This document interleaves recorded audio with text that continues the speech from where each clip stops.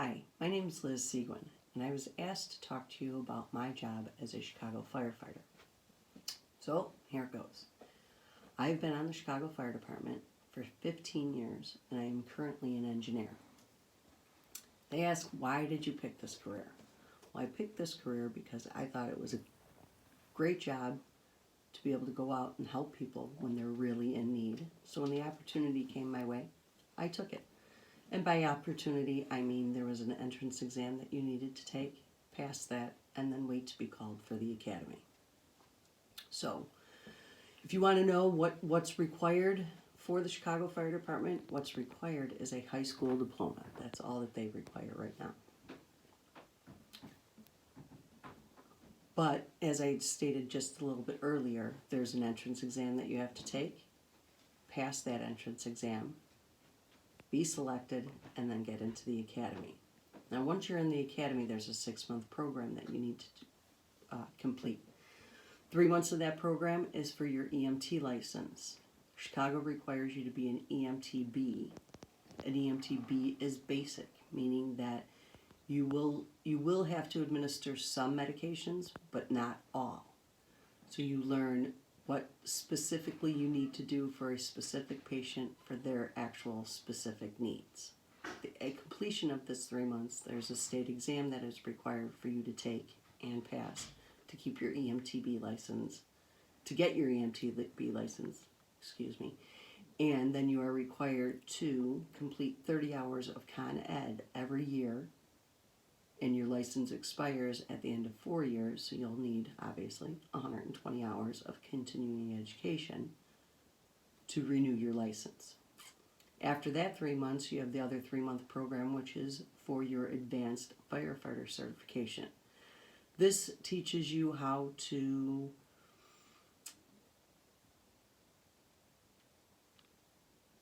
I shouldn't say teaches. You learn how to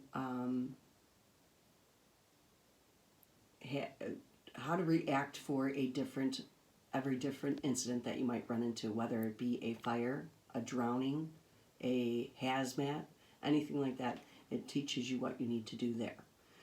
So at the end of that program, there is also a state exam that you need to take and pass to get your certification. Okay, so my suggestion to you would be, if you're interested in this type of career, I would say check with your local department.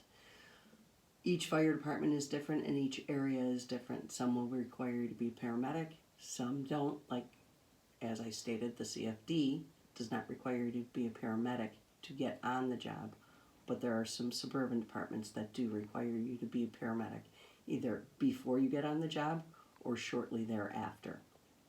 Okay, so then they asked me to tell you about a typical day at the firehouse. Well, I get to the firehouse every day at about 6 a.m. and I have a routine that I follow every morning as an engineer. What I do is, when I get there, I turn the engine on, also known as a pumper. Some people know better as a pumper. But I turn the engine on, and I make sure that all the emergency lights are working, and that the engine will go into pump. By pump, I mean, so if we get a fire, I know that I can get water to the firefighters that are going into that building, and that they'll be safe. So that's what I do on that end of things. Then I'll check my SCBA. The SCBA is a self-contained breathing apparatus. This is something that you wear as you're going into a fire. This protects your lungs from all the smoke and the heat. So you want to make sure that that's working properly.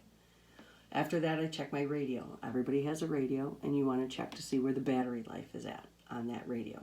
If it's low, you change out the battery, because communication is key on this job. It gives you the opportunity to notify everyone of any dangers that maybe you've encountered or seen, and let them know that that's what's going on, so nobody will get hurt. Now, after that, what we do is called a roll call at 8 a.m. Roll call is when we'll all get together, and then the officers will start discussing what we're going to do for that day. There could be drills that they want to go over. Drills could be, we're going to go out and we're going to throw a ladder. I throw a ladder, I don't mean literally throw a ladder. I mean, we'll put it up against a building. We'll raise the ladder. We tie it off for safety. We'll climb the ladder, make sure it's all in working order.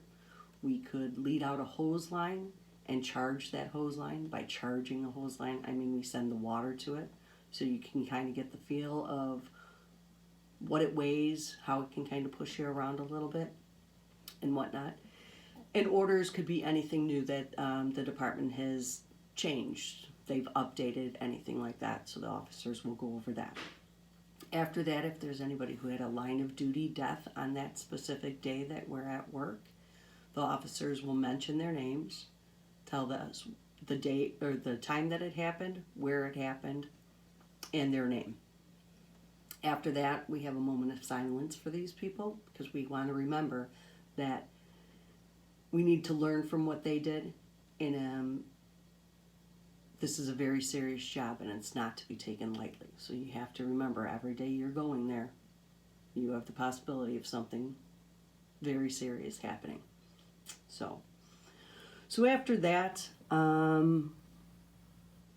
officers will usually ask, do you have anything, does anybody have anything they want to either talk about or discuss, something to state? We'll go over that. And then after that, there is a schedule that we have to follow. By the schedule, I mean the house needs to be cleaned, the rigs need to be washed. Inside and out, you're cleaning the firehouse, washing the rigs and everything else. You'll replace any equipment that maybe needs to be replaced or cleaned, so you're prepared for any run that comes in. You want to make sure that you have everything, that all tools are in good working order. So this is what everybody does on a typical day. After you're done with that, usually the cook will be back from shopping, and yes, we have somebody who is a fellow firefighter on shift that day with us that cooks 2 meals a day for us. We all pitch in every morning, money for the food. He'll go shopping, they make a menu, whatever it is that they want to decide they want to make for that day, they'll make. And everybody kind of pitches in to help get the food all prepared. Make a salad, chop up some fruit, whatever. Whatever the cook asks you to do, that's what you do. Now, after all this is done and over with, you have pretty much time's yours to do as you please with. At that time, though, mostly we hang out in the kitchen, we'll sit at the table, and everybody will talk about it, whether or not we had a good fire the other day or an incident that they heard about or seen or were at. And, we'll talk about our families, how everybody's doing, because truly it is like a second family there. And you want to make sure that everybody's doing okay and kind of check in on them, make sure that all is well with everybody. I work a 24-hour shift. So since I do work a 24-hour shift, I have a bed. So at some point throughout the day, I'll go make my bed and keep my fingers crossed that at some point that night, I will actually be able to get some sleep. But no matter what you're doing or is going on during the day, once a run comes in over the PA, that's it. That takes priority. You're on that run, you're going.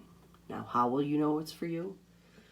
Most houses have an engine, a truck, and an ambulance in their house. Most, not all, but most.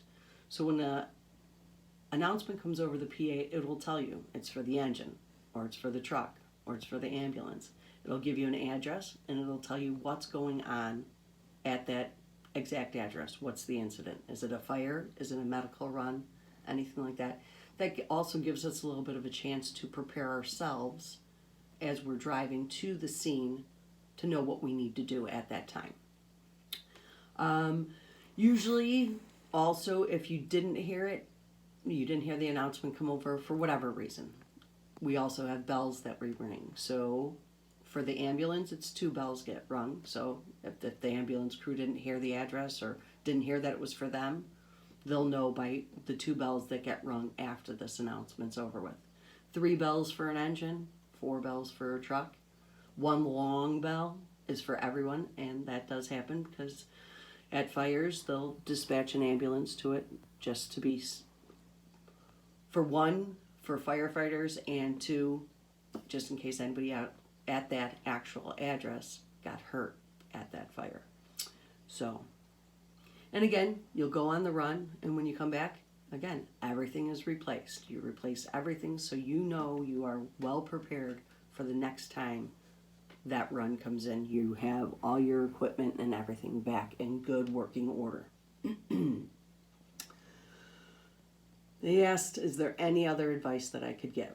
Well, I would say be prepared, physically and mentally.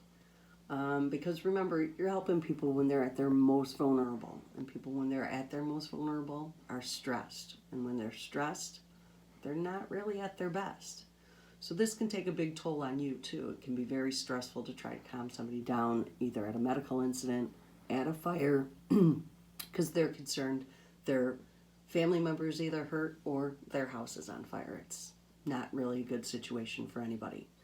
So it's key that you keep yourself healthy so you can handle these stressful situations when they come your way.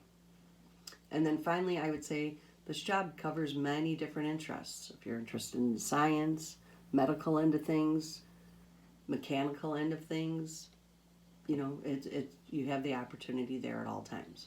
So as dangerous as this job is, it's also very rewarding when you can help somebody who's really in need. Thanks. Have a great day.